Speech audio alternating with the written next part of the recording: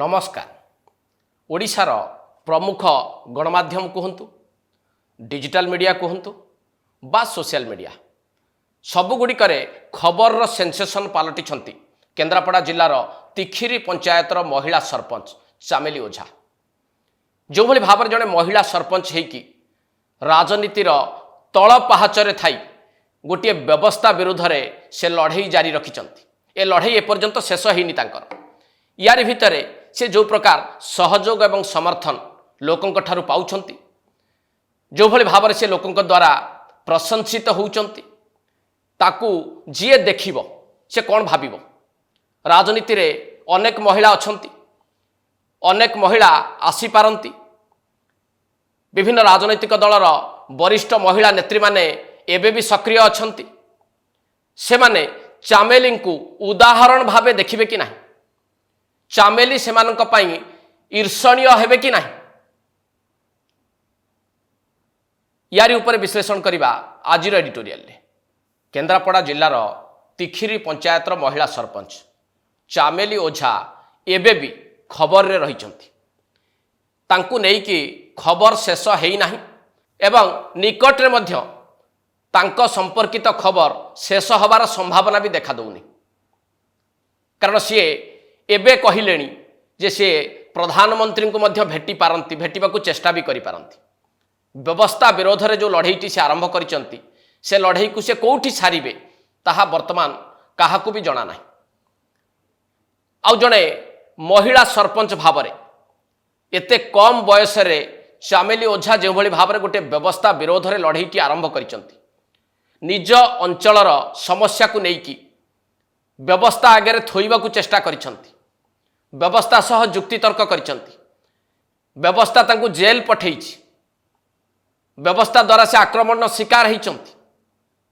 ये सबु घटनार एकाधिक वीडियो आपण माने देखि सारलेनी, किंतु गोटिए वीडियो मुटिके आपण को देखिबाकू अनुरोध करिवि।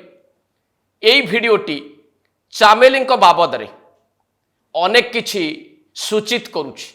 ए वीडियोटी को टिके देखंतु। कौन फाइनल करो जहां ना कहले करो किछि मोर ऑप्शन नै तो कामटा उठे सठी ढंग ढंग से दरकार पैसा पूरा 2024 मसिया रो पड़ी गई आपण काम होई पारुनी। कौन करा देबो लाख लाख टका पंचायत रे पैसा पड़ी गई रही सेटा कोन काम होई पारुनी, जोडे काम होचे सेटा बिल पड़ी गई रोजी 6 मास लेखा। एटा कोन डेवलपमेंट हमर काम जियो करो, हमर मन दुख नै, हम पंचायत रे हमको डेवलपमेंट दरकार।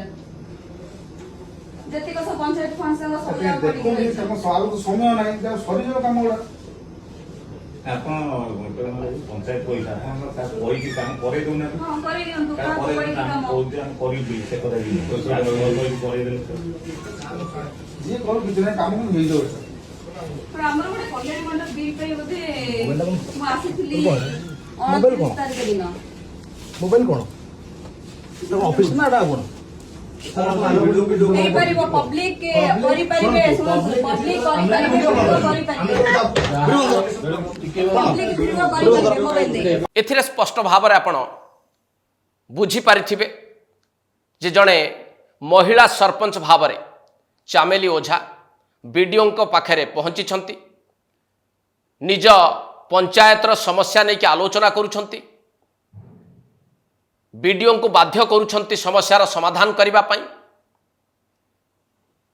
आउ तापर जहा घटिची ताहा आपण माने समस्त अवगत अछंती, किंतु एई वीडियोटी देखि सारला परे समस्त एक कथा भल भावे बुझिथिबे जे राजनैतिक क्यारियर सबुठु तल पाहाचरे बसिथिबा जणे महिला सरपंच पूरा व्यवस्था को किभली भावरे सामना रे रखिकी लड़ई करि पारे,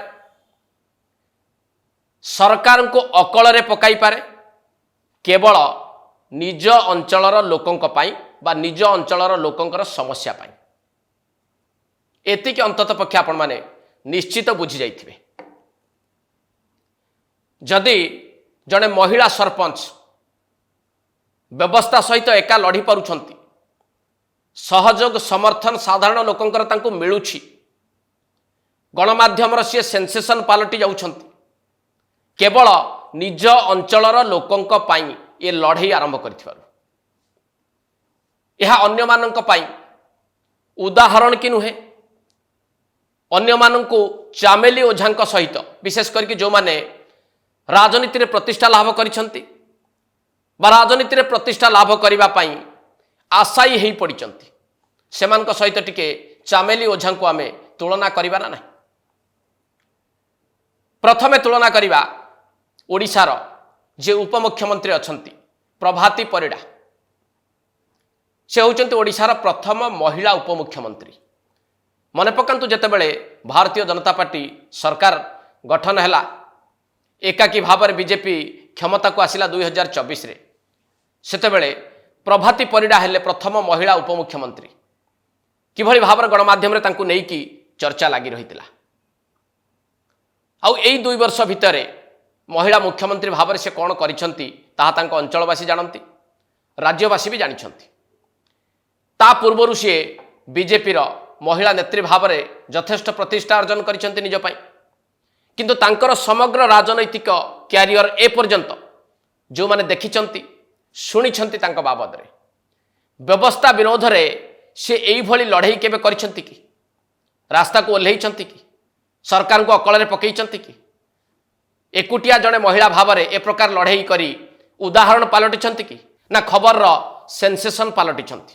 କେବେ ପ୍ରଭାତୀ ପରିଡ଼ାଙ୍କ ଠାରୁ ଚାମେଲି ଓଝାଙ୍କ ଭଳି ବ୍ୟବସ୍ଥା ବିରୋଧରେ ଲଢ଼େଇ ଆପଣମାନେ ଦେଖିଛନ୍ତି କି? ଟିକେ ଭାବନ୍ତୁ। ସେଇଭଳି ଆଉ ଜଣେ ପ୍ରତିଷ୍ଠିତ ରାଜନୈତିକ ଚେହେରା ହେଉଛନ୍ତି ବିଜେପିର ସାଂସଦ ଅପରାଜିତା ଷଡ଼ଙ୍ଗୀ। ତାଙ୍କ ପଛରେ ଆହୁରି ବଡ଼ ଟ୍ୟାଗ୍ ରହିଛି, ଦିଟା ଟ୍ୟାଗ୍। ଗୋଟିଏ ହେଉଛି ସେ ଜଣେ ଅବସରପ୍ରାପ୍ତ ଆଇଏଏସ୍ ଅଧିକାରୀ। ତାଙ୍କର ଆଇଏଏସ୍ କ୍ୟାରିୟର ଭିତରେ ବ୍ୟବସ୍ଥା ବିରୋଧରେ କେବେ ଲଢ଼ିବାର ଆପଣମାନେ ଦେଖିଛନ୍ତି ନା ଜାଣିଛନ୍ତି? ବ୍ୟବସ୍ଥା ବିରୋଧରେ ଲଢ଼ିକି ସରକାରଙ୍କୁ ଅକଳରେ ପକାଇବା ବା ଲୋକଙ୍କ ପାଇଁ କାମ କରିକି ଏଭଳି ଉଦାହରଣ ସେ କେବେ ଦେଖାଇଛନ୍ତି କି? ପରବର୍ତ୍ତୀ ସମୟରେ ସେ ଆସିଲେ ଭାରତୀୟ ଜନତା ପାର୍ଟିକୁ। ମନେ ପକାନ୍ତୁ ଜାତୀୟ ସ୍ତରର ଗଣମାଧ୍ୟମ ହେଉ ବା ଆଞ୍ଚଳିକ ସ୍ତରର ଗଣମାଧ୍ୟମରେ କିଭଳି ଚର୍ଚ୍ଚା ହୋଇଥିଲା ଅପରାଜିତା ଷଡ଼ଙ୍ଗୀଙ୍କୁ ନେଇକି। ଆଇଏଏସ୍ ଚାକିରି ଛାଡ଼ିଦେଲେ, ଭିଆର୍ଏସ୍ ନେଇଗଲେ, ବିଜେପିରେ ଯୋଗ ଦେଲେ, ଅନେକ କିଛି କାମ ସେ କରିପାରନ୍ତି। ସିଏ ବି ନିଜକୁ ରାଜ୍ୟର ସବୁଠୁ ବଡ଼ ମହିଳା ନେତ୍ରୀ ଭାବରେ ଉପସ୍ଥାପିତ କଲେ। ସେ ଭାବିଥିଲେ ମୁଖ୍ୟମନ୍ତ୍ରୀ ବି ହେଇଯିବେ ବୋଲି, ଲୋକଙ୍କ ସମର୍ଥନ ତାଙ୍କୁ ମିଳିଯିବ, ଆଖି ବୁଜି ଲୋକ ତାଙ୍କୁ ସମର୍ଥନ କରିବେ। କିନ୍ତୁ ଦୁଇ ଥର ସାଂସଦ ହେବା ପରେ ପ୍ରଥମତଃ ଆଇଏଏସ୍ ଅଧିକାରୀର ଟ୍ୟାଗ୍ ରହିଛି, ଦ୍ୱିତୀୟତଃ ସାଂସଦ ହେବାର ଟ୍ୟାଗ୍ ମଧ୍ୟ ତାଙ୍କ ଦେହରେ ରହିଛି। ଏ ପୁରା କ୍ୟାରିୟର ଭିତରେ ଚାମେଲି ଓଝାଙ୍କ ଭଳି ସିଏ ବ୍ୟବସ୍ଥା ବିରୋଧରେ କେଉଁଠି ଲଢ଼େଇ କରିଛନ୍ତି କି? ସ୍ୱର ଉତ୍ତୋଳନ କରିଛନ୍ତି କି? ସରକାରଙ୍କୁ ଅକଳରେ ପକାଇଛନ୍ତି କି? ଏଭଳି ଉଦାହରଣ ସେ ତାଙ୍କ ରାଜନୈତିକ କ୍ୟାରିୟରରେ କେଉଁଠି କେବେ ଦେଇଥିବା ଭଳି ଆପଣଙ୍କର ମନେ ଅଛି କି?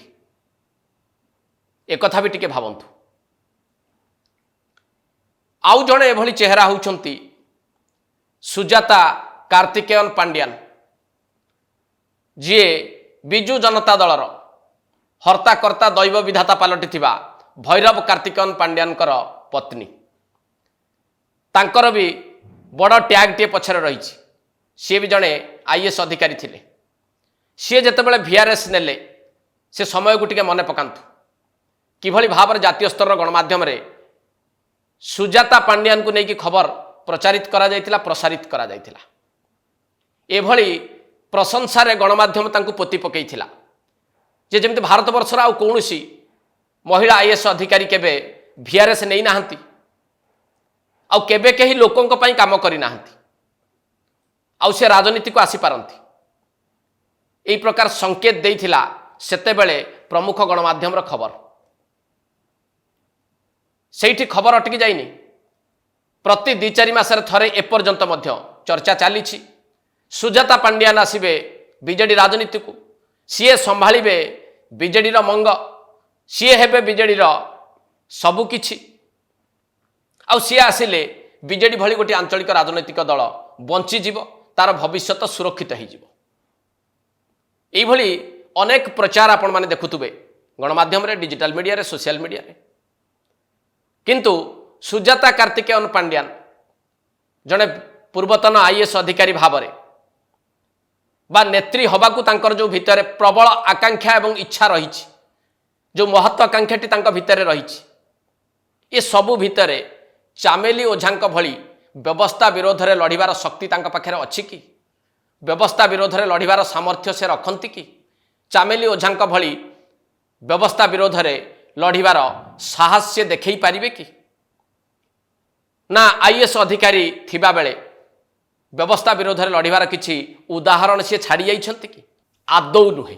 आहुरी गोटे गुरुत्वपूर्ण कथा आपको टिके सूचित करी से कथाटी कौन आज दिन में चामेली ओझा को लेकिन जी चर्चा आलोचना हो केवल गणमाध्यम नुहे साधारण लोकों भितर जदि बाकी 3 जन को आम टिके तुलना करवा प्रभाती परिड़ा अपराजिता षडंगी सुजाता पांड्यान ए 3 जन बाबद में लोकों भितर चामेली ओझा ठारू यथेष्ट कम आलोचना हो चामेली ओझा उदाहरण जो मैंने दौरान से माने ए 3 जन को चामेली ओझा सहित तुलना करने को चाही नाहंती बा चाहू नाहंती।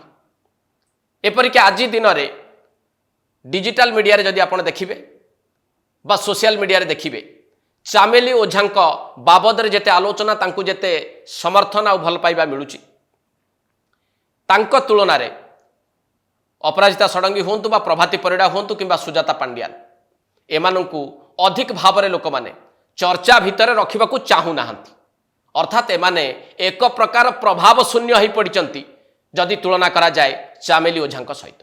परिशेष रे आपण माने टिके भल भावे तर्जमा करंतु कहीं चामेली ओझा एबे भी खबर सेंसेशन पलटिछंती कहीं चामेली ओझा बाबद में लोक मानक भितर अधिकरु अधिक आलोचना होउछि।